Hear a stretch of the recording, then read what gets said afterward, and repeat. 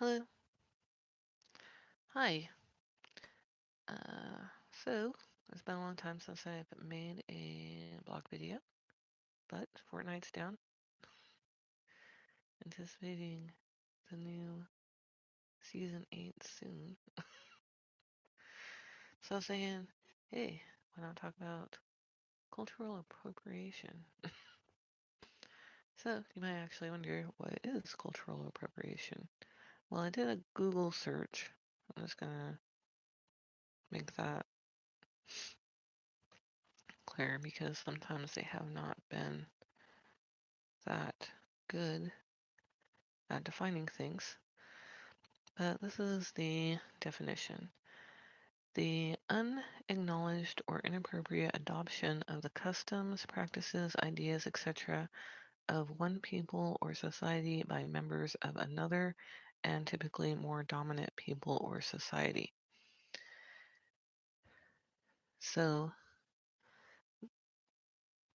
that is somewhat true. Basically, it's kind of like the more dominant society adopting traits of the minority. Supposedly doing so would make it appropriate to be of that culture. So it kind of has like a negative connotation. That actually appropriation is basically um,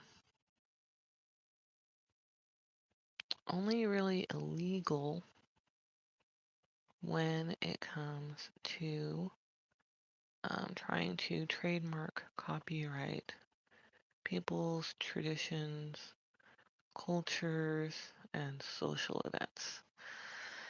Basically, how that happens is basically for marketing purposes, people want to associate with a different culture in order to be appealing in order to make money. Uh, and basically any other appreciation of culture is fine. It's perfectly legal. There's been some people on the internet talking about this, and yeah, I'm multiracial, so I might have like a wider breadth or range. I don't know, by social standards. Talk about social appropriation. Also, like a percentage. It's not like a very large percentage Native American. Um, and there's been some things going on the internet about the Sioux tribe. I might not be the best one to talk about the Sioux tribe because, quite frankly, my lineage is got married, probably worked as mountain men for like a long time. Pretty much just blended in with the English culture and haven't really looked back. I can't even really say it. Well, I've been to like tribal land like maybe a few times, and it's really not that bad. Some people think that's just people in teepees running around. No, it's actually developed. People have homes and where water, electricity, internet. Uh, yeah, like it's an actual city.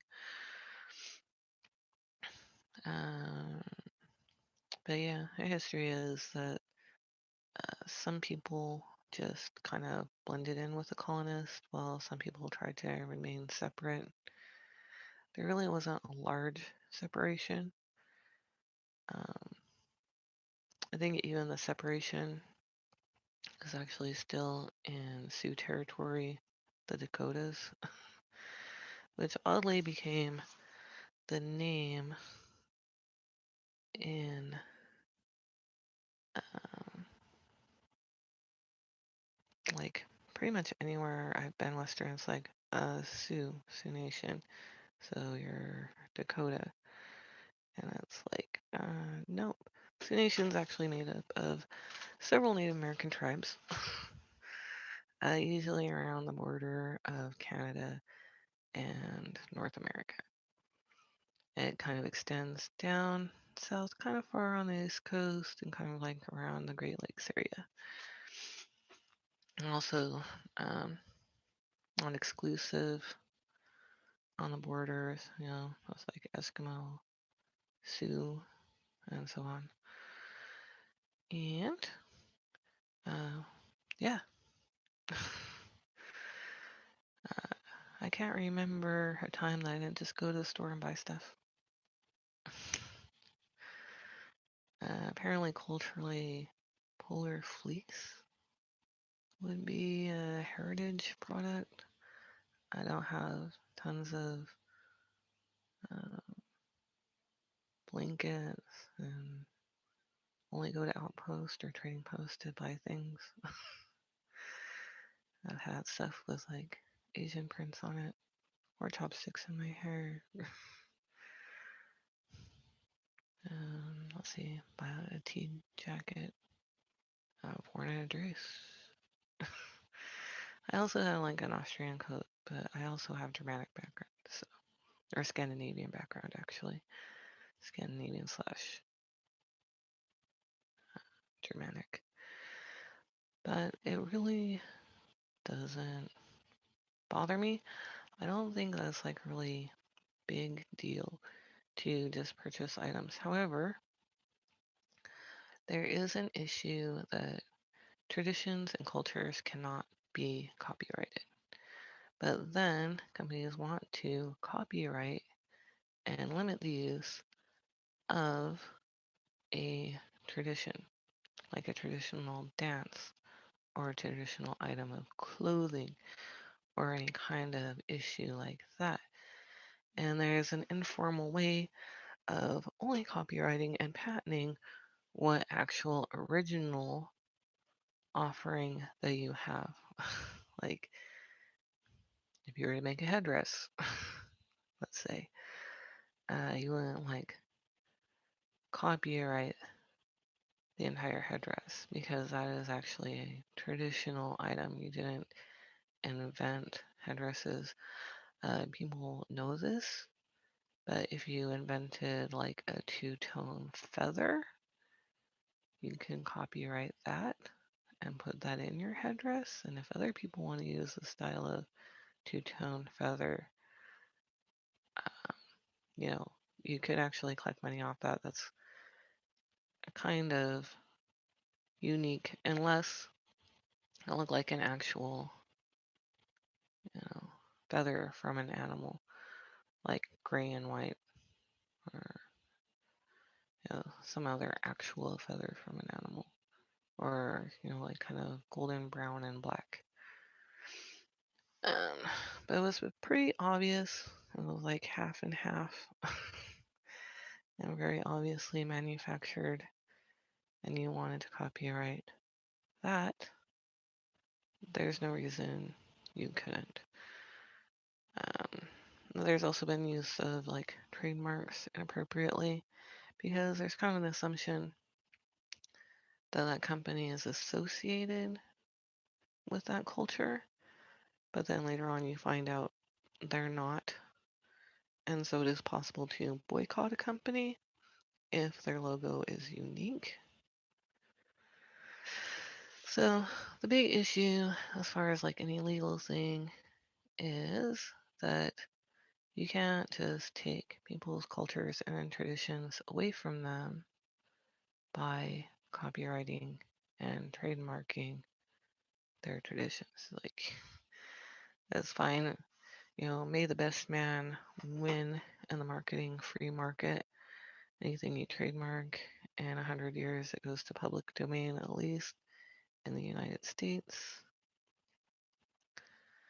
I've also thought of like ways that people can protect their culture, because there are slimy corporate people who go around and observe people in social events trying to get ideas, and they are looking for the weakest link, like who they can probably like imitate because they want to be fresh and cool. Like they actually will, go to clubs and out to places, see how the young people are dressing so they can market and get the right response from customers.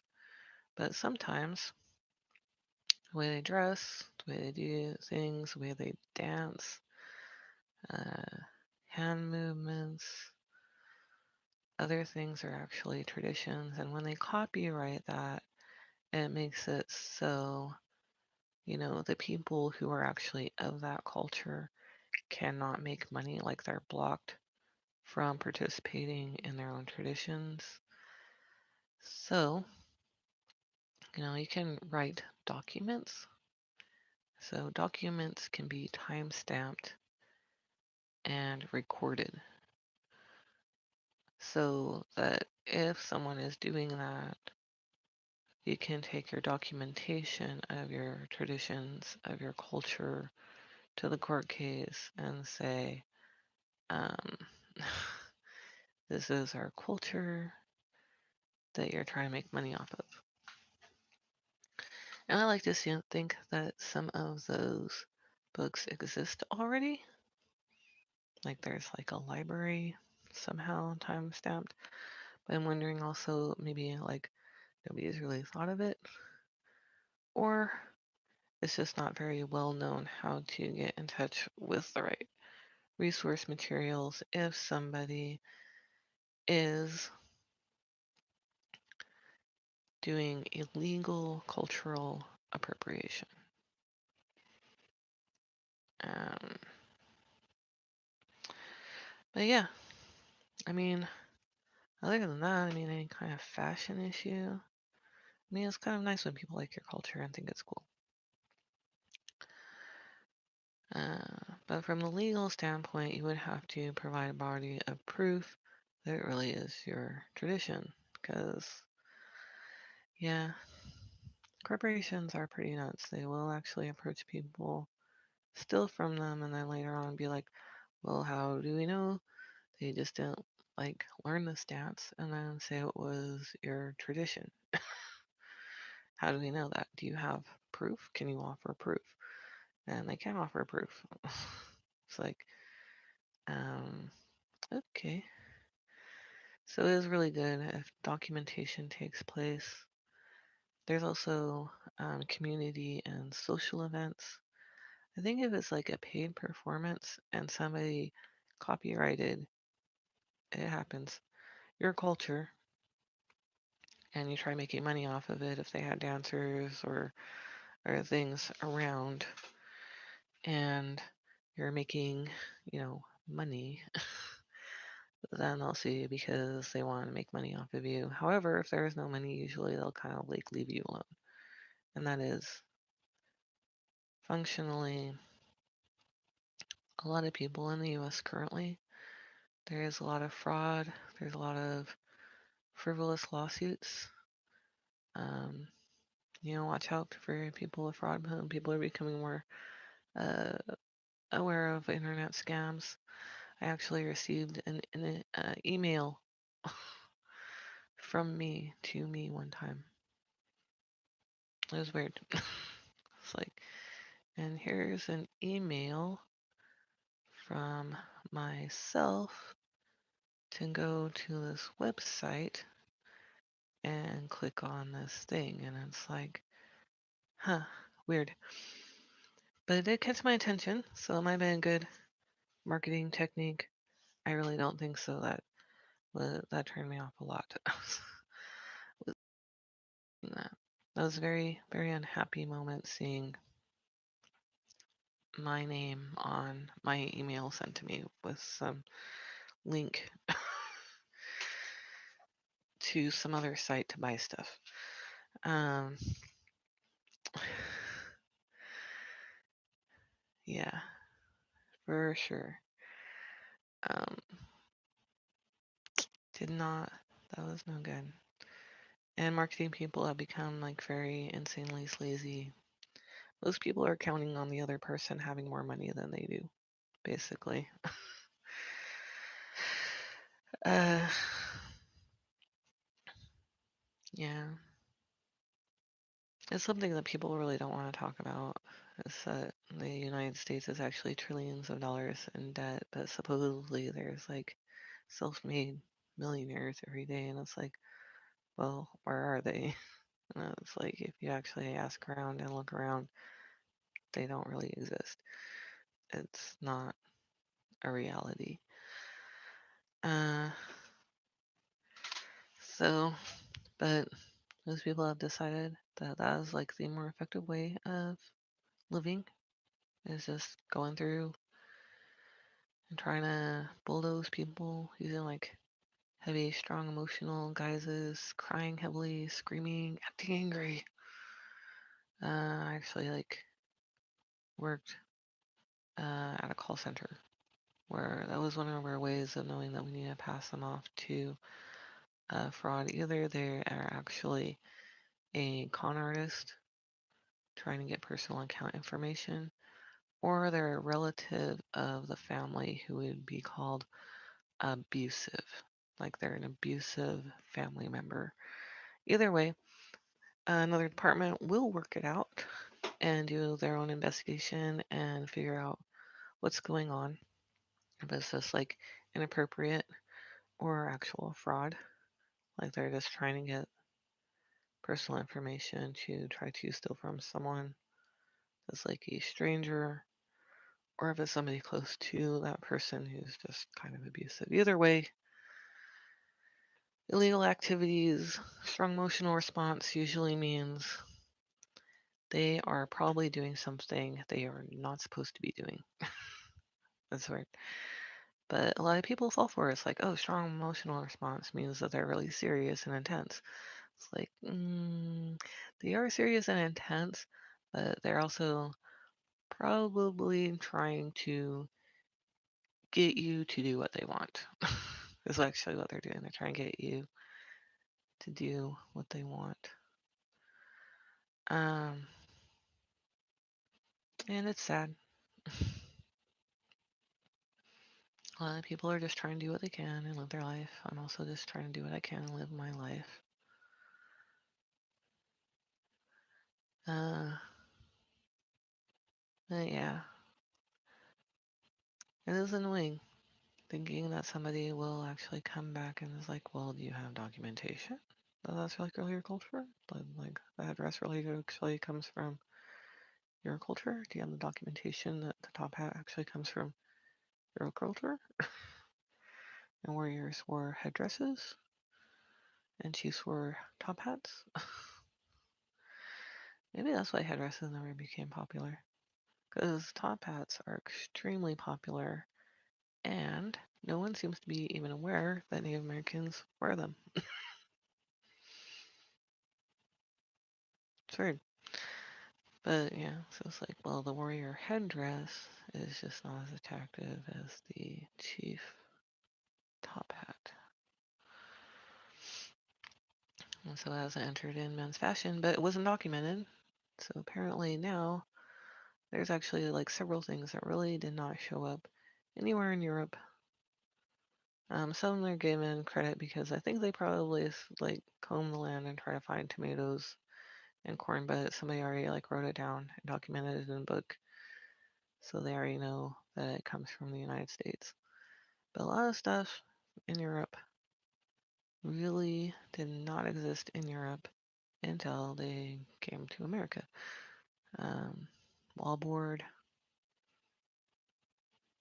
Um, Surprisingly, people did not dress around naked and wear a G-string in 40 degree below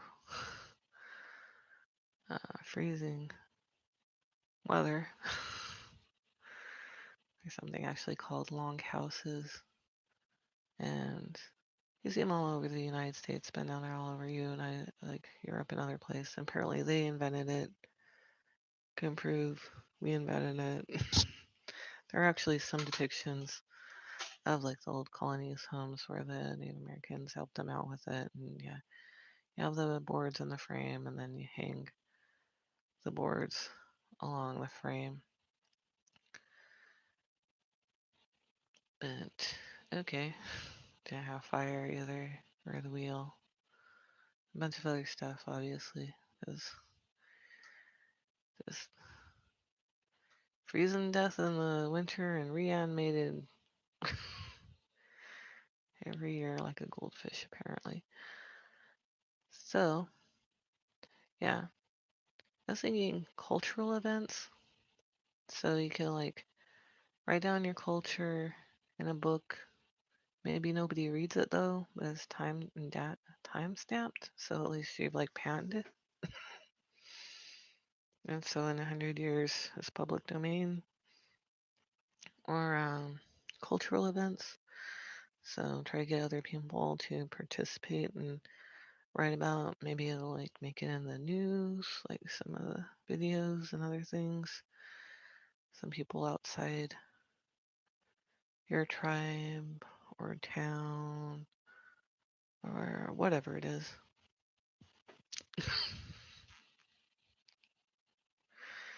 And let's see. There's also like writing events. So events getting community people outside your community involved to document, because it also makes it more reasonable, and then pay the, I don't know, the winner wins $50 and then make a book and copyright it, all the observations and the culture. So it's like time stamped. At this time, we had all these things in our culture, and all these things are traditional. Yeah.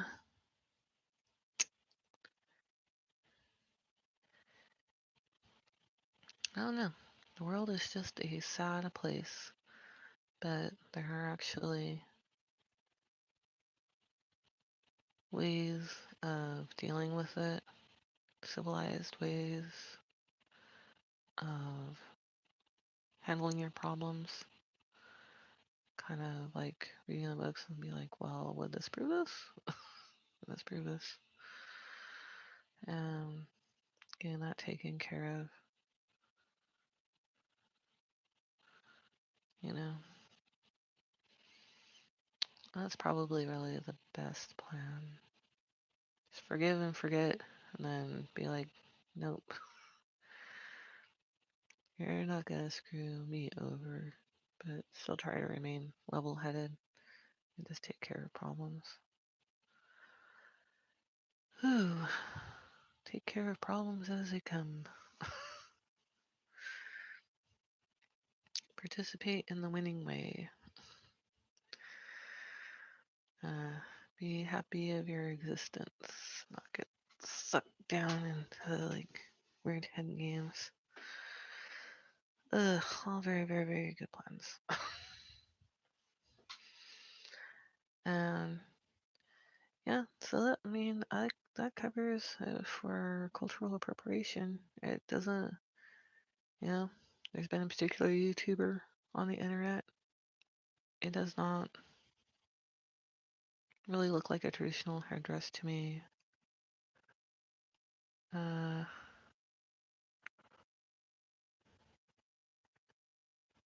Actually, I'm wondering if it is actually a traditional headdress, though.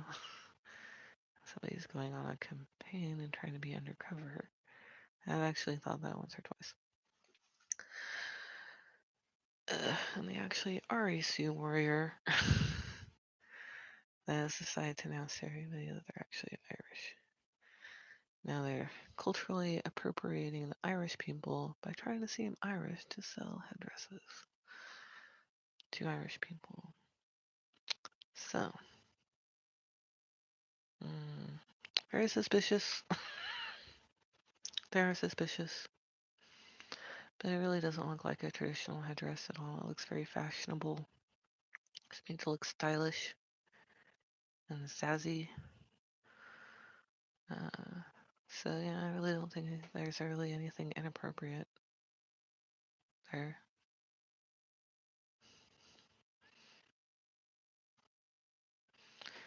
Yeah. Too bad I never know when he goes live. I should ask him if he's like culturally appropriating the Irish culture and just trying to sell headdresses. Anyway.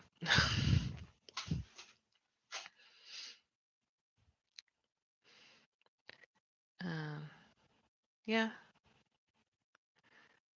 pretty relaxed though. Consumer market. Do what you want. Phew. So if anybody ever watches this video, you have my opinion.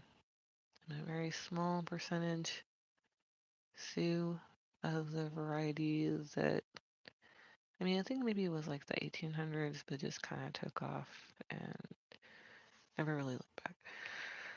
Phew. Okay. All right. Have a good one.